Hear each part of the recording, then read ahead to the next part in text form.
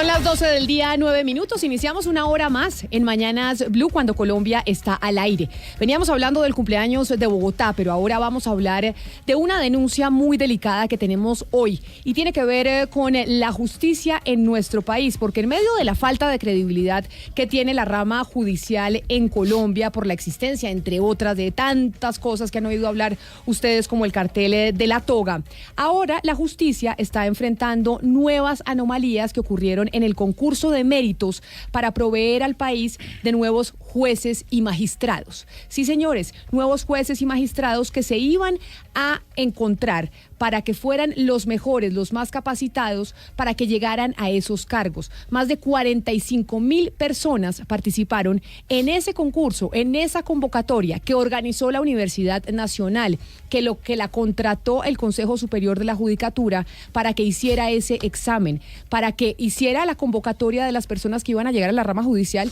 y resulta que el examen pues está mal y no pudieron hacer. El examen se realizó, pero no pudieron seleccionar a las personas. Esa es la razón por la cual hoy en Mañanas Blue tenemos invitados a 3 denunciantes que participaron en ese concurso y que nos quieren contar cuáles son las irregularidades de las que ellos se dieron cuenta precisamente de esa convocatoria que hizo la Universidad Nacional, contratada por el Consejo Superior de la Judicatura para llenar más de 4,000 vacantes de la rama judicial en Colombia. Nos acompaña William Mejía Torres. Don William es el vocero de legalidad y transparencia en la justicia colombiana. Él es abogado especialista y máster, es abogado con estudios en economía de la Universidad Autónoma de Colombia, también es máster en Derecho Económico de la Universidad Externado de Colombia, es decir, con todos los pergaminos posibles. Doctor Mejía, bienvenido a Mañanas Blue, mil gracias por venir a acompañarnos. Gracias, Camila, a usted por abrirnos los micrófonos de Blue Radio, y pues saludo especialmente a quienes nos están escuchando allí al otro lado de la radio y también a través de las redes sociales de la cadena radial Blue. Nos acompaña también Liliana González. Liliana González es la coordinadora nacional del Grupo Legalidad y Transparencia de la Justicia por Colombia, que también está aquí para explicarnos de qué se trata esta denuncia. Doña Liliana, bienvenida. Gracias, Camila, buenos días. Gracias a todos por el espacio que nos brindan y saludamos a todos los oyentes para que al fin se enteren en todo el país de qué es lo que está ocurriendo con la convocatoria 27 de jueces y magistrados. Y también está con nosotros Felipe Ortiz Rico, que es decano de la maestría en estadística de la Universidad Santo Tomás, y ya les vamos a explicar a los oyentes por qué en medio de una denuncia sobre la rama judicial tenemos a un decano sobre estadística de la Universidad Santo Tomás. Bienvenido y mil gracias por estar también con nosotros. Muchas gracias, Camila, por la invitación y por la cobertura que le están dando al tema. Es necesaria la participación del estadístico precisamente para apoyar los procesos técnicos de los cuales ya hablaremos. Claro que sí. Entonces, doctor Mejía, expliquémosle a los oyentes. Aquí en Colombia, y hay que decirlo, doctor Pombo, para empezar, si la justicia no funciona en un país, básicamente un país es inviable. Pero por supuesto, donde la justicia falla, el Estado se acaba.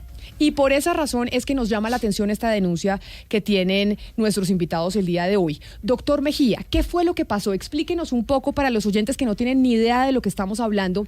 ¿Qué es ese concurso del que estamos mencionando? Un concurso para convocar a más de 4,000 personas para contratarlas y que hicieran parte de la rama judicial. Camila y doctor Pombo y oyentes, mire, en Colombia está establecido que la justicia debe ser administrada por los mejores. Por esa razón, para poder administrar justicia, ser juez o magistrado, se requiere concursar, se requiere pasar un proceso que se llama concurso de méritos.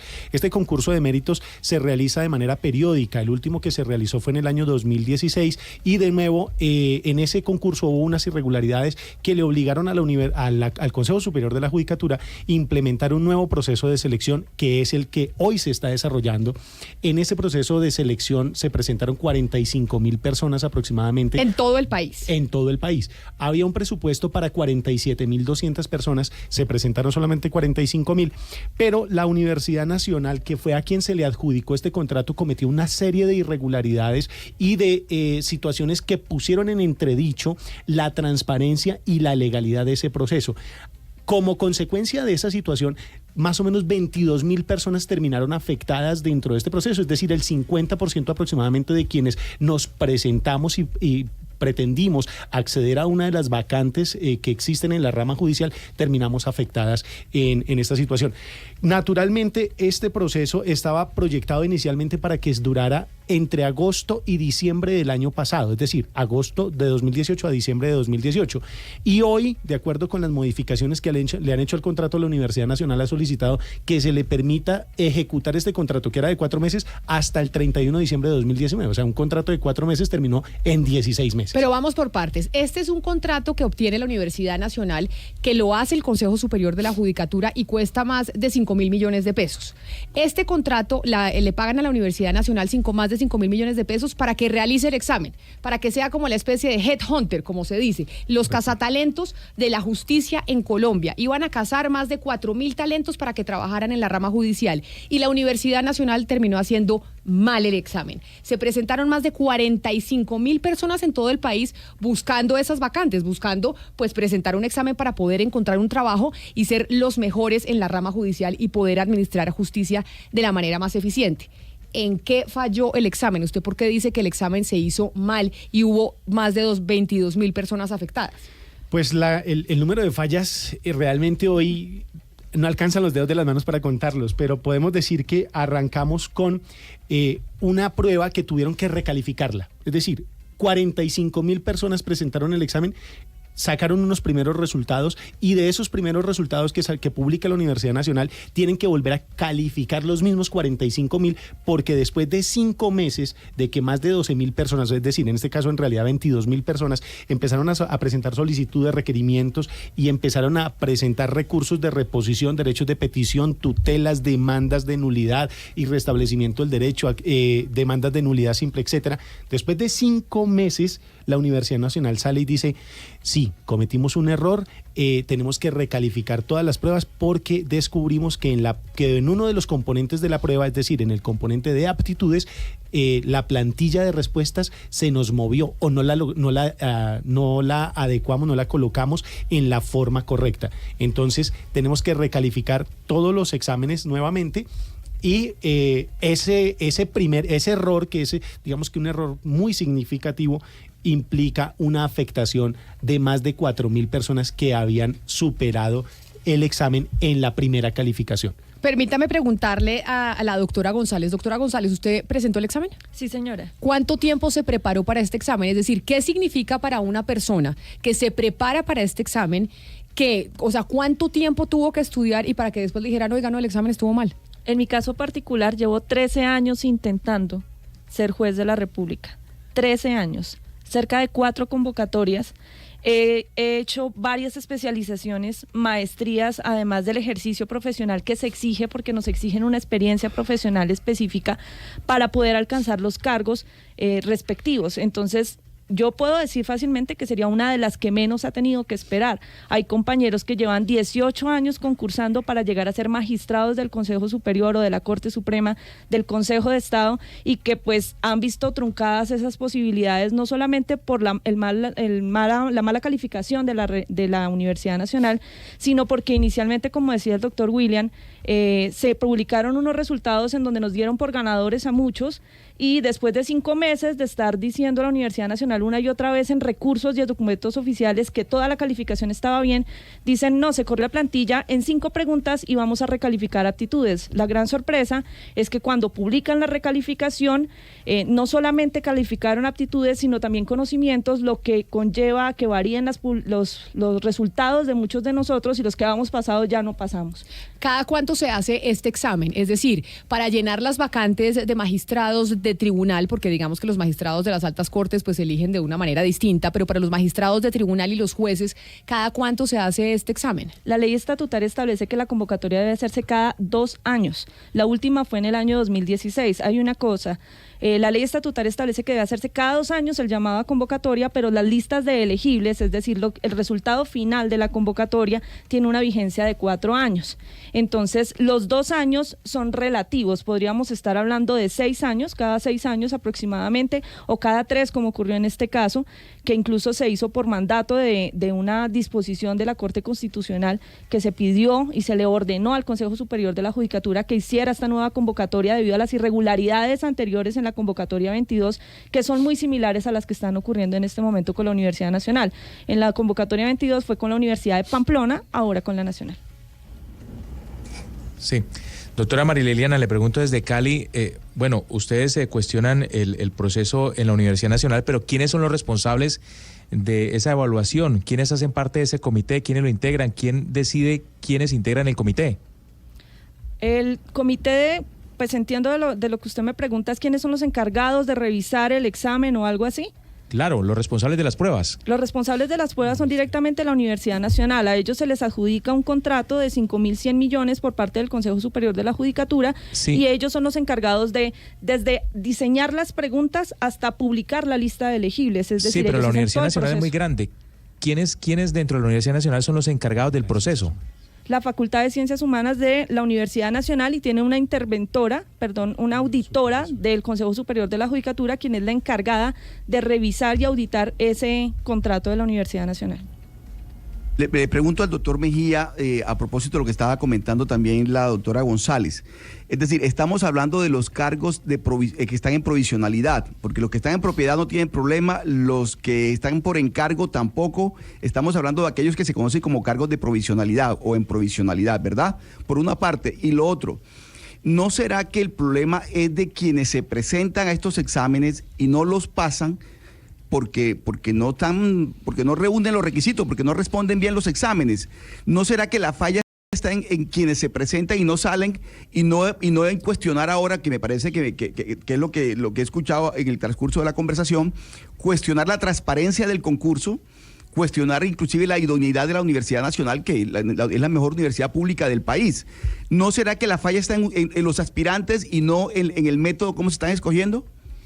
Oscar, esa es una excelente pregunta, porque en realidad los que ponemos la cara a este tipo de denuncias recibimos ese tipo de críticas de manera constante. Entonces somos los resentidos que no pasamos la prueba, y como estamos resentidos vamos a denunciar y a tratar de desprestigiar el buen nombre de la Universidad Nacional. No, en este caso no funciona así.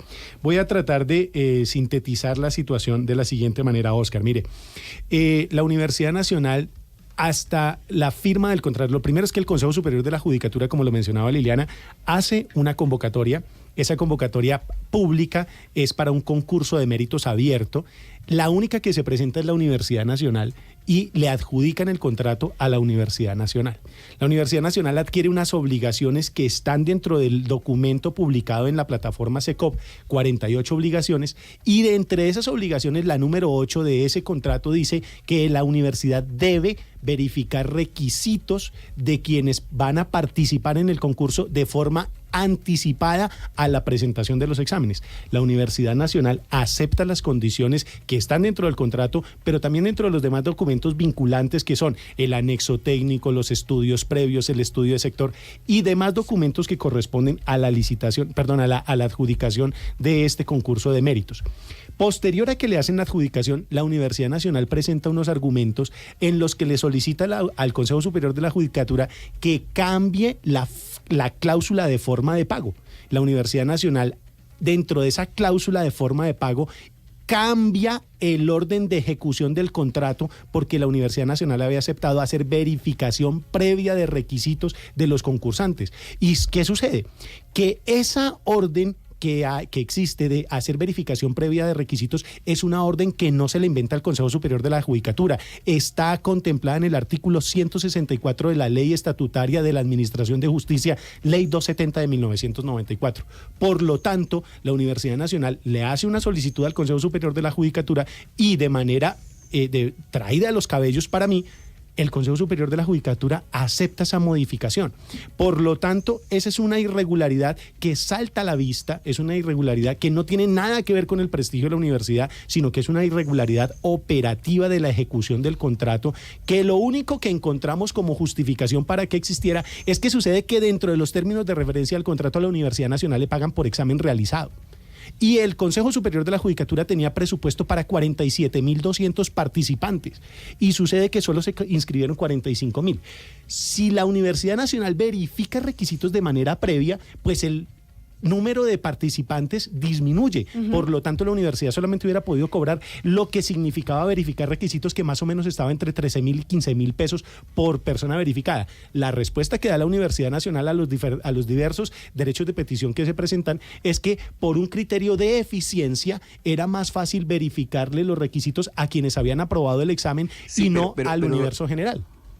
Perdón, doctor Mejía, pero digamos, todo lo que usted nos está narrando, digamos, no hace parte también de esas situaciones que se pueden presentar en el desarrollo de un contrato. ¿Por qué cuestionar en este caso la transparencia del concurso y la idoneidad de la universidad? Mire, es muy fácil, por una razón. Porque es que el principio de legalidad está por encima del principio de eficiencia. Yo no le puedo decir al país que por principios de eficiencia voy a violar la ley. La Universidad Nacional es una institución que está llamada a respetar el principio de legalidad, que es uno de los principios fundantes del Estado Social de Derecho. Entonces, es pertinente, necesario y conducente, como decimos los abogados, criticar un comportamiento que viola el debido proceso, que viola la confianza legítima y que viola la seguridad jurídica de este país. Pero esto, entendiendo un poco también las preguntas de mi compañero Oscar en Barranquilla, es que de este examen que presentaron 40.000 personas, 45.000 personas, hubo unos concursantes que sí pasaron el examen y que sí pudieron entrar a ocupar esos cargos. Sí, lo que pasa, Camila, es lo siguiente. La inquietud del compañero Oscar desde Cali es válida en el sentido en que se puede pensar que nosotros somos unos malos perdedores y que en consecuencia lo que buscamos es desacreditar la convocatoria.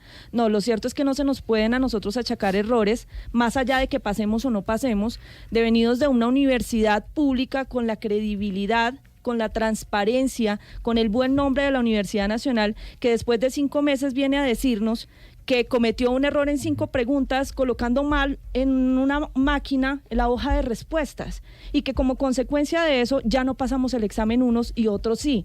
Y no solamente es que el cambio está en que unos pasamos y otros no, está en la cantidad de puntaje que se les cambia a las personas. Entonces los que habíamos pasado terminamos con 200 puntos por debajo en ocasiones y los que habían perdido, que estaban 200 o 300 puntos abajo, ahora resultaron con un umbral superior a 400 puntos por encima de lo normal. Entonces lo que nosotros no logramos entender es esa situación. Hemos elevado derechos de petición, claro. La resolución incluso que publica la recalificación y los 2 comunicados posteriores de la Universidad Nacional dicen, no, mire, es que cambiamos la fórmula y a raíz de que cambiamos la fórmula pues cambian los puntajes de todos, tuvimos que hacer unas correcciones y unos ajustes en la fórmula, todo eso devenido de un error de 5 preguntas mal colocadas en una máquina.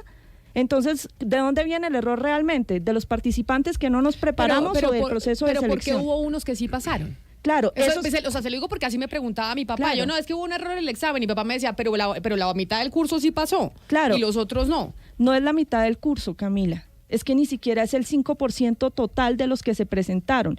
Y a esos que sí pasaron están bajo la posibilidad de la segunda fórmula, que es la fórmula cuestionada, que es la fórmula que se cambia sin ninguna razón de ser y que se cambia el estándar de calificación, como nos va a explicar nuestro estadístico acá presente, para que nos establezca de forma exacta cómo es que impacta un cambio en la fórmula que ya no depende de tus conocimientos, Camila, sino que depende de unos cálculos matemáticos.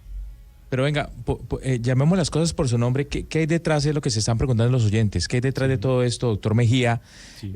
Los jueces y fiscales están siendo nombrados por recomendaciones políticas, están primando los padrinazgos políticos antes que la legalidad y la eficiencia en cuanto al criterio para evaluar y para escoger jueces y magistrados. Mire, hay de nuevo preguntas muy, muy interesantes las que usted formula, Oscar, y es que en Colombia, cuando no hay lista de elegibles, los magistrados son los que definen los jueces o nombran los jueces. En este momento, en Colombia hay aproximadamente 2.600 vacantes para proveer y esas 2.600 vacantes están en este momento llenas con personas que están en condiciones de provisionalidad. Valga decir aquí una cosa, Oscar, permítame hacer claridad respecto a lo siguiente. A nosotros, como denunciantes, no nos interesa y no nos afecta las personas que aprobaron el examen, Camila. Para nosotros es bienvenido los que pasaron el examen y ojalá que las cosas se aclaren y de las personas que tienen el mérito para ir a ser jueces y magistrados después de la evaluación y el proceso que corresponde, que sea una rama judicial, una nueva generación de la rama judicial que no tenga mácula, Lo que nosotros queremos es que haya transparencia y respeto a el principio de seguridad jurídica. Pero volviendo a la pregunta que me hacías, Oscar, pasa lo siguiente. En realidad, hoy tenemos una sensación los que estamos denunciando, y es la siguiente. En el año 2016, mediante una tutela, se afectó el normal desarrollo de la convocatoria 22. Y hoy hay 6 demandas de nulidad simple que tienen como solicitud de medida cautelar la suspensión de la convocatoria 27.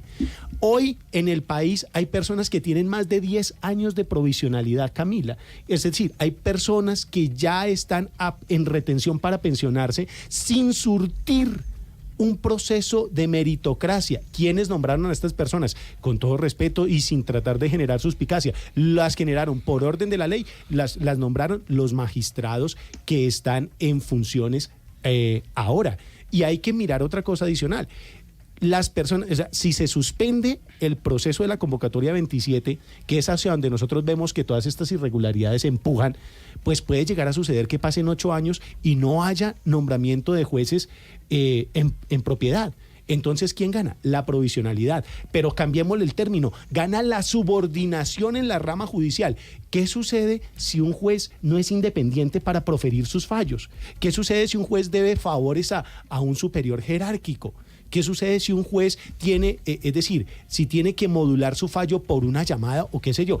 Estamos hablando y arrancábamos esta conversación con el tema del cartel de la toga. Hombre, por Dios, ¿cómo es posible que nosotros no podamos como nación sacar adelante un concurso de méritos que dé cuenta de un país que quiere crecer desde el punto de vista del capital social, que quiere crecer desde el punto de vista de la transparencia y del respeto a sus propias instituciones jurídicas? Sí, yo le quisiera, en el sentido de lo que usted está diciendo, doctor, le quisiera preguntar a la doctora González. Usted dice que no, pues ambos dicen que no se generan suspicacias, pero es que es inevitable que no se generen suspicacias. Y esto ya ha ocurrido antes. ¿Ustedes creen que quién está detrás de lo que está pasando y quién se beneficia directamente de esto? ¿Y por qué la Universidad Nacional, que es una entidad tan seria, por qué se prestaría para eso? ¿Por qué se podría infiltrar o pasar esto a través de una institución tan sólida como la Universidad Nacional? Pues mira, realmente es difícil para nosotros lanzar ataques sin tener las pruebas. Nosotros lo que sí vemos claramente es que en principio se beneficiaría la posibilidad nominadora de parte de los magistrados más que la provisionalidad, porque hay muchos compañeros de nosotros que incluso están en provisionalidad y son tan esforzados como todos los que estamos acá de los 45,000 que nos hemos presentado. No es sobre ellos, no es sobre los que pasaron ni sobre los que no pasaron. El ataque directo es por qué razón el Consejo Superior de la Judicatura y la Universidad Nacional permiten que estas cosas ocurran. Ahora, ¿cómo es posible? Nosotros creemos en últimas que este es el quid pro quo del asunto. Es cómo es posible que se destine un rubro de dineros para lograr crear la convocatoria de méritos 27, para que finalmente, entonces, para disminuir esos costos o para tratar de acoplarse a los costos, entonces hagan de una u otra manera jugadas matemáticas para poder sacar a los que realmente podrían pasar, porque es que el mérito se trata de eso, de que sean los mejores quienes desempeñen los cargos, y si pasaron 5,000 y pico, entonces simplemente lo que hacen por parte del Consejo Superior de la Judicatura y la Universidad Nacional es hacer una jugada matemática para lograr eliminar a 3,000 y dejarle la suma de 5,000 y pico en 3,000 algo. Eso es lo que ocurre. Entonces nosotros no sabemos cuál es el propósito real de todo esto, pero las irregularidades son continuas y no son en la convocatoria 27 nada más. Están en la convocatoria 22 que se presentó en la Universidad de Pamplona. Vienen de muchos años atrás en donde una y otra vez se ha requerido de qué es lo que está ocurriendo con las fórmulas matemáticas, sí. Y hasta la convocatoria 27 es que finalmente las publican. Antes no las habían publicado. Nunca se nos había permitido ese derecho a los participantes de conocer nuestros exámenes como lo vamos a hacer este domingo, que vamos a poder conocer nuestros exámenes. Eso nunca nos lo habían permitido. Entonces esto es una serie de presiones, de irregularidades que han venido dando al traste para que los jueces han tenido que, hasta que los jueces han tenido que venir a dar su mano por acciones de tutela y de todo, y de decir, oiga, pero respétenles el debido proceso a los aspirantes, pero permítales acceder a sus preguntas, pero cuénteles cuáles son los términos de la convocatoria. Camila, tú hablabas del colegio. Si a ti en el colegio el profesor llega y te dice, bueno, vamos a calificar de 1 a 5, tú ya sabes que te califican de 1 a 5, Pero si un momento a otro te dicen, no sabemos cómo te vamos a calificar, presenta el examen y luego miramos a ver cómo pasas o no pasas, eso es transparencia. Pero precisamente, mire, sobre esto que le están preguntando mis compañeros de la mesa de trabajo, en este momento a través de Facebook Live que nos ven en la cuenta de Blue Radio Colombia, nos dicen, entre otros oyentes, nos dice Pili Natalia Salazar, mire, no hay argumentos, no hay razones, eso es una sola quejadera, acepten que perdieron, la etapa de negación ya estuvo más larga de lo normal.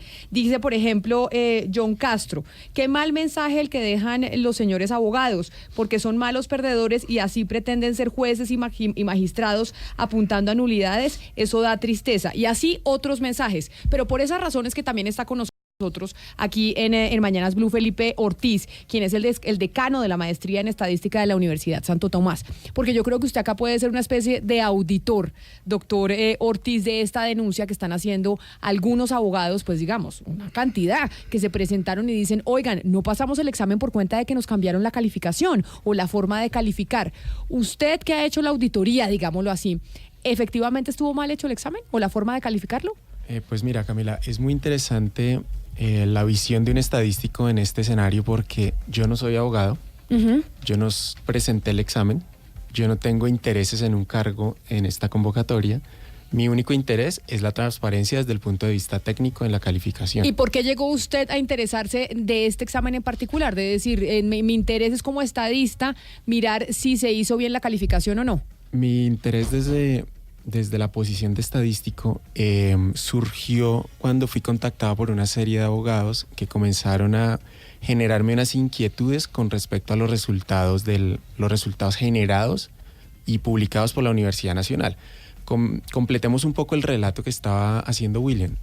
Se hace el proceso de inscripción, los aspirantes presentan la prueba, se generan unos primeros resultados, la Universidad Nacional sale públicamente y reconoce que hay un error en la calificación, genera unos segundos resultados y sobre esos resultados todavía permanece un manto de duda. Naturalmente, después de que una persona, una entidad... ¿Pero por qué permanece un manto de duda? Si ellos dicen, oigan, reconozco que hay un error, estoy haciendo nuevamente la calificación y resulta que con esa nueva calificación estos son los resultados. ¿Por qué esa nueva calificación está mal? Perfecto, porque a la luz de los nuevos resultados, al ver los nuevos resultados, hay resultados que no cuadran. Entonces, por ejemplo, a los aspirantes se les dice, mire, les vamos a calificar 2 componentes, uno de aptitudes y uno de conocimientos.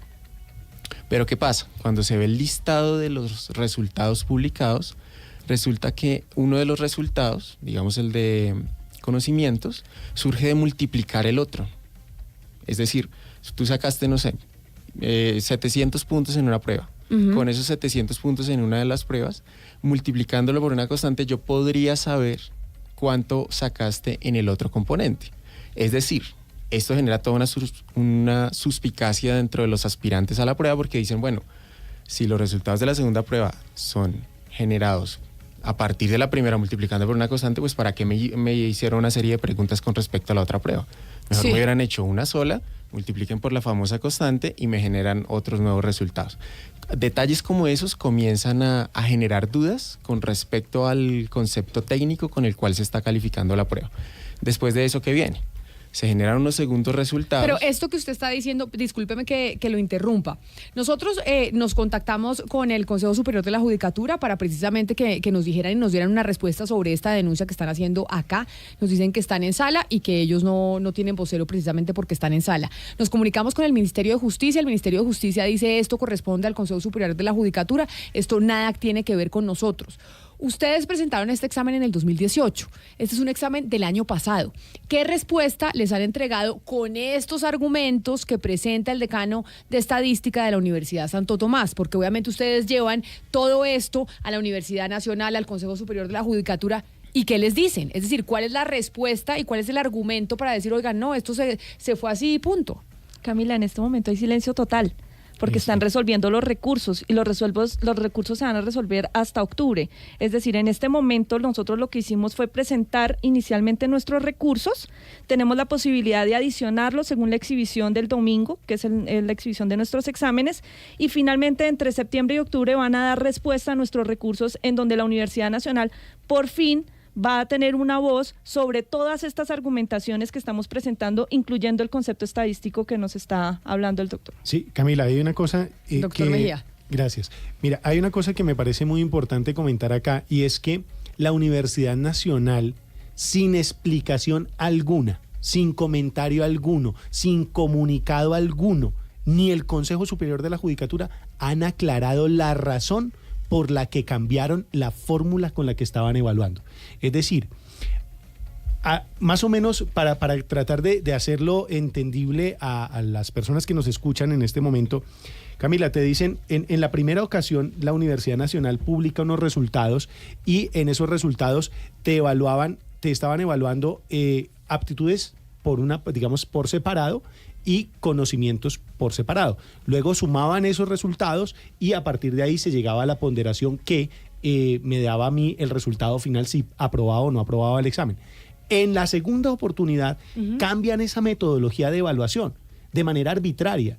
Y ese resultado final, que precisamente creo que por eso es que nos acompaña el doctor Felipe hoy, es porque en últimas, con esta nueva evaluación, terminan afectado un número de personas importantísimas que habrían pasado el examen si las denuncias que se hicieron entre febrero y abril de este año y que llevaron a la universidad a realizar la recalificación de los 45.000 exámenes, no hubieran sido afectadas si se hubieran aplicado, si hubieran sostenido la primera fórmula.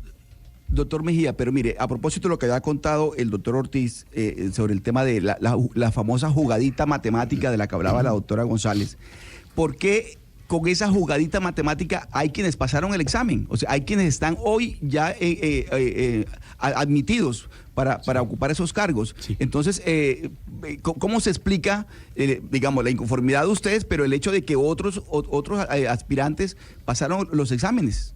Es muy fácil de explicar, Oscar. Mire, con la primera fórmula que se aplicó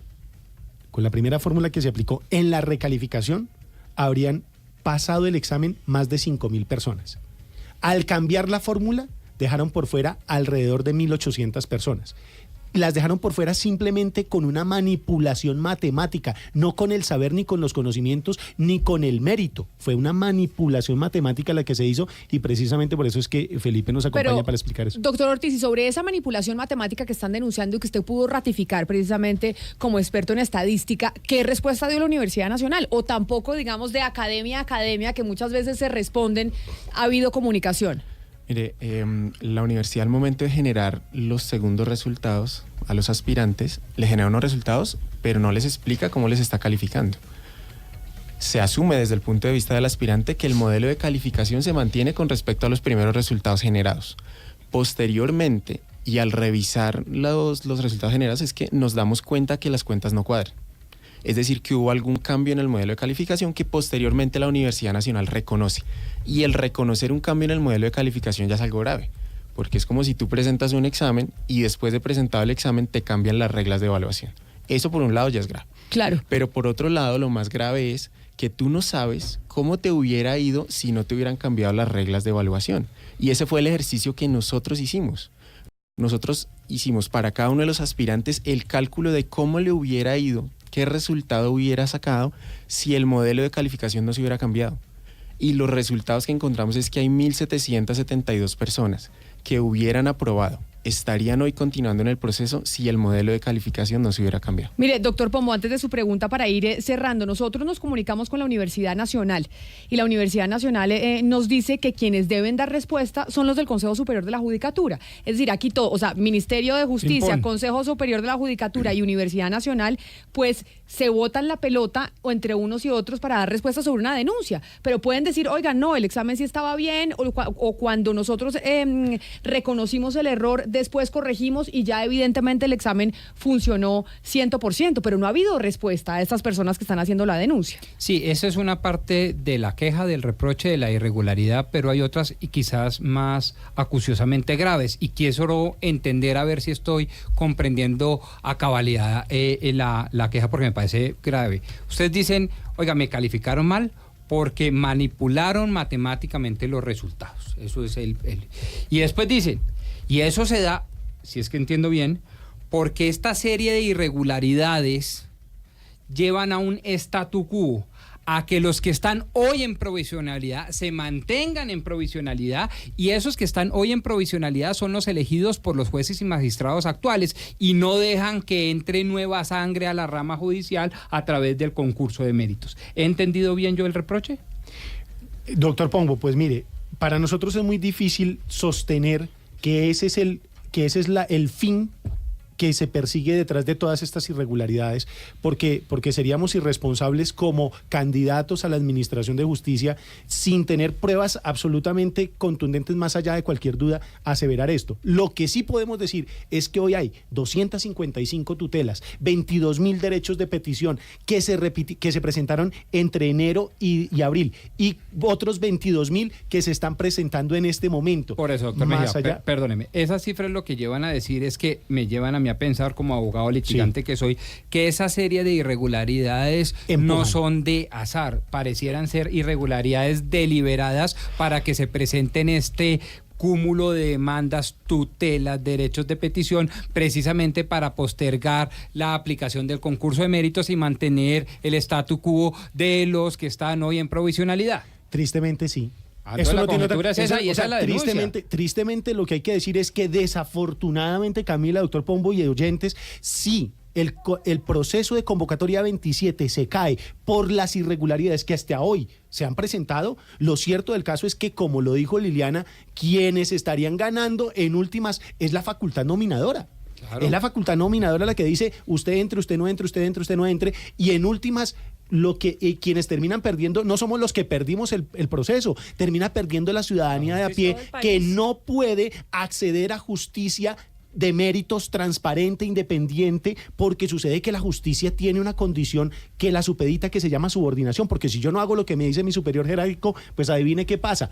Me sacan. Pero entonces, según les entiendo y según lo que decía la doctora Liliana González, este domingo ustedes tienen audiencia con la Universidad Nacional, es decir, la Universidad Nacional va a hacer pública toda la información y ahí podríamos esperar una explicación y respuesta de parte de la universidad sobre el examen. No. Lo que van a hacer es simplemente mostrarnos nuestro examen. Incluso esa exhibición tiene las mismas reglas de la primera. Es decir, Camila, esto es supremamente cerrado. No permiten ingresar celulares, no nos permiten ingresar equipos de grabación, lápices, esferos, nada. La universidad directamente nos da una hoja y un lápiz y nos prohíbe transcribir cualquier cosa que no sean nuestras respuestas. Eso es lo que van a hacer. Y entonces, ¿qué es lo que ocurre? ¿Qué fue lo que ocurrió en la primera exhibición? Que muchos de los compañeros que asistieron a la primera exhibición, ellos dicen, mire, yo noté que usted me dice que la primera pregunta era la C y resulta que yo tengo la C y no me la puso bien. Errores en calificación. Eso puede llegar a pasar este domingo. Pero la Universidad Nacional no nos va a decir nada, Camila. ¿Cuándo nos va a responder? El día que nos responda a nuestros recursos, en septiembre o en octubre, nada más. Y solamente procede un recurso de reposición. Doctora Después de que la González, Universidad Nacional hable, ya no vamos a poder hacer nada más. Pero digamos, mire, en el tema del derecho, el derecho no es una ciencia exacta, digamos. Hay algunas respuestas que tienen una interpretación. Entonces, por ejemplo, lo que para usted puede ser de una manera, para otra persona, digamos, para el profesor que califica, puede ser de otra. En esos casos, ¿cómo se mide? Pero Oscar, pero esto es opción múltiple. Es opción múltiple, no hay interpretación de la respuesta, es opción múltiple y por eso... Camila, mire, es que la intención de la pregunta es la siguiente. Hay estudiantes, aspirantes que se especializan en este tipo de exámenes. Conocen exactamente cuál es el tipo de preguntas, si es de opción múltiples, si es que hay alguna interpretación de alguna norma o algo. Esos estudiantes se especializan en eso y comienzan a pasar todos estos exámenes y al final tienen, no sé, 10 o claro, pero eso o, que tiene que ver con que haya en estos casos, pregunto yo, ¿hay algunas preguntas que podrían prestarse para una doble interpretación distinta? No, porque es elección múltiple. No, pero ahí pasa lo siguiente. Tenemos claro que hay... Y eso no de ahorita, desde enero de este año, cuando se empezaron a realizar estas denuncias por las irregularidades observadas, se ha hablado de que en el examen de méritos se presentaron, en el examen de méritos, se presentaron ambigüedades en las preguntas que admitían doble respuesta. Eso es un error de la estructura, de la estructuración de la prueba. Pero Felipe quiere decir algo al respecto, me parecería importante que nos lo... Sí, mire, desde el punto de vista técnico también hay algo importante que decir al respecto, y es que cuando se hace una prueba tan grande como esta, la base del ICFES, hay procedimientos técnicos al momento de hacer la calificación que permiten detectar esas preguntas que tienen ambigüedades, preguntas que tienen errores en la calificación, preguntas que están mal calificadas. Y el hecho de que la universidad hubiera generado unos resultados primeros mal calificados, lo que está evidenciando es la falta de todos estos procedimientos técnicos que permiten detectar estas preguntas como las que estamos hablando acá. Y eso es algo muy serio, que la universidad genere unas calificaciones sin garantizar con esos procedimientos técnicos que está segura de los resultados, me parece serio. No, a ver, sí, sin duda que un examen contratado por más de 5.000 millones de pesos quede mal es muy serio. Yo no quiero demeritar eso, pero me parece aún más serio el hecho de la queja de hoy a través de estos micrófonos. Es que para ustedes la hipótesis es que esas irregularidades fueron minadas, fueron deliberadas precisamente para mantener un statu quo de la provisionalidad. Y eso sí que me parece grave, porque eso mina nada más ni nada menos que la credibilidad de la Administración de Justicia, porque le quita la independencia a los jueces. Y esa es la gran denuncia de hoy. Más allá de que un examen quedó bien o mal hecho, el tema es que quedó mal hecho deliberadamente para que se llenara de demandas, para mantener a los de provisionalidad en un statu quo, y ustedes que quieren aspirar a ser parte de la rama a través de un concurso de méritos objetivos, no lo pueden hacer. Ese es el cuento. Y lo más grave, que cuando uno habla con el Consejo Superior de la Judicatura, la persona de comunicaciones del Consejo Superior de la Judicatura dice, eso está errada esa denuncia, porque en la rama judicial no hay provisionalidad. Entonces nosotros decimos no hay provisionalidad, entonces ¿quiénes están ocupando esos cargos? Entonces no existen.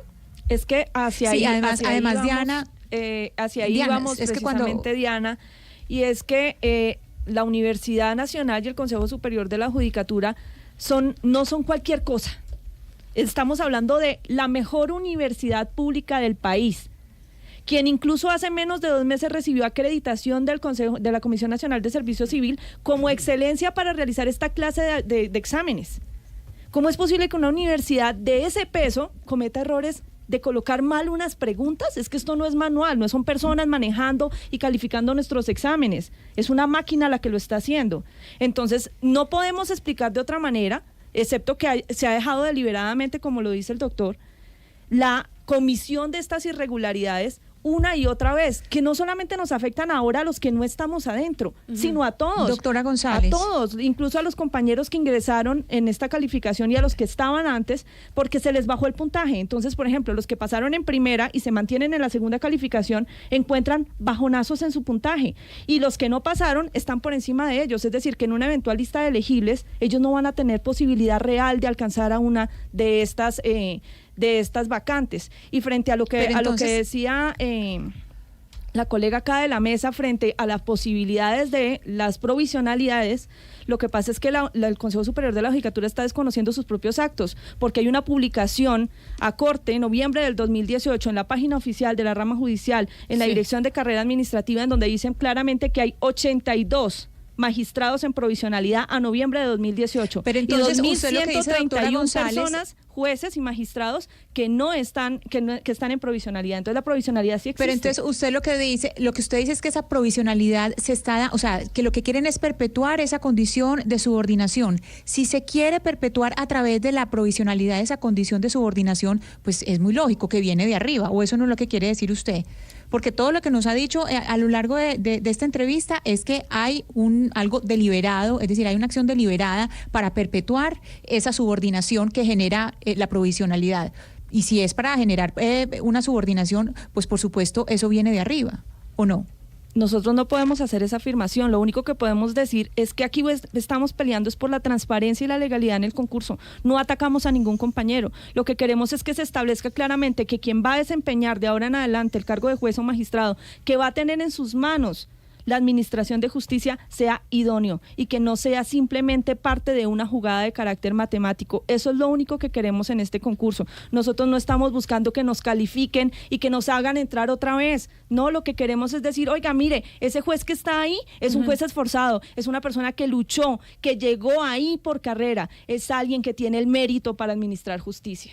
Pues ahí está la denuncia, precisamente, y estamos esperando la respuesta del Consejo Superior de la Judicatura de la Universidad Nacional y por qué no del Ministerio de Justicia. Es decir, las tres instituciones, las tres entidades tienen que darle una respuesta a estas personas que presentaron su examen y que están quejándose por una serie de irregularidades que se presentaron en la calificación. Ellos son William Mejía. Doctor Mejía, mil gracias por haber venido a estar aquí con nosotros y hacer la denuncia. Estaremos nosotros pendientes y buscando la respuesta del Consejo Superior de la Judicatura y de la Nacional. Muchísimas gracias, Camila, pero no me quiero ir sin hacer un llamado muy especial a los entes de control. Es decir, yo sí sostengo que pueden existir detrás de esta serie de irregularidades intereses ocultos que buscan mantener la provisionalidad. Yo no tengo en este momento las pruebas certeras para decir que así es, pero me da a entender esta serie de irregularidades que puede estar sucediendo esto. Por lo tanto, yo sí le hago el llamado de atención, o más bien invito, por favor, a la Comisión de Acusaciones del Congreso para que le ponga cuidado a esto que está sucediendo, a la Contraloría General de la República, a la Procuraduría General de la Nación, por supuesto, como ya lo dijo usted, Camila, al Ministerio de Justicia, porque no es posible que se le dé un manto de presunta regularidad a una situación que absolutamente es irregular. No es posible ni es admisible que la Universidad Nacional, habiendo identificado, como dijo el doctor Felipe, claramente por procesos internos que tienen ellos, protocolos técnicos que tienen ellos, habían podido identificar inmediatamente, después de la calificación, que habían cometido un error. Inmediatamente hubieran podido corregir su propio acto, sin permitir que se generaran unas legítimas expectativas que hoy reclaman más de 1.800 personas que quedaron por fuera de la segunda calificación una vez les cambiaron el modelo de evaluación. Pero también me parece absolutamente irregular, Camila, que la Universidad Nacional haya de manera arbitraria, unilateral y con la complicidad y la anuencia del Consejo Superior de la Judicatura pasado por alto el principio de legalidad y no haber verificado los requisitos previos para participación. Eso es una situación que tumba el proceso, Camila. Es que eso yo no lo puedo obviar. Por esa razón reitero la invitación y les agradezco de nuevo que nos hayan abierto los micrófonos a los entes de control y a ustedes como medios de comunicación que nos permitan seguir visibilizando esto, porque lo que buscamos como causa en realidad es legalidad y transparencia en la justicia colombiana, pero además de ello, que Colombia gane, que Colombia crezca como nación. Muchísimas gracias a ustedes. A ustedes mil gracias por venir. Liliana González, también mil gracias por venir a hacer acá la denuncia, y como decimos, estamos pendientes de la respuesta de los entes de control, pero también de las organizaciones y de las entidades como la Universidad Nacional, el Consejo Superior de la Judicatura, que están a cargo de este examen. Doctor Felipe Ortiz, mil gracias por haber venido. Camila, una última cosa antes de retirarnos. Te invitamos a ti y a todos los medios interesados, a todas las instituciones, a todos los medios de control, para que nos acompañen este domingo en la exhibición que se va a hacer en la Universidad Nacional sobre el examen. Y es de aclarar incluso que nosotros ya radicamos una queja formal ante la Procuraduría General de la Nación para que se investiguen todas estas irregularidades, precisamente porque no podemos hacer afirmaciones frente a decir cuál es el fin último de todas las irregularidades, si es buscar la provisionalidad, si es disminuir costos. Realmente no lo sabemos. Eso le corresponde a los entes de control y a las autoridades encargadas de investigar y establecer quiénes realmente son. Gracias, Camila. Allá estaremos, son las 12 del día, 56 minutos. Vamos a hacer una pausa y ya volvemos, porque Jennifer está en las calles de Bogotá regalando boletas, y tenemos boletas para los oyentes que están en la capital celebrando el cumpleaños de esta linda ciudad. Colombia está al aire. Y seguimos acompañándolos a esta hora en Blue Radio. Estamos en Mañanas Blue. Cámara pop-up, selfie y pantalla ultra full view. Así es el sorprendente Y9 Prime 2019, el nuevo smartphone de Huawei que llegó para revolucionar el mundo de las selfies. Gracias a su gran pantalla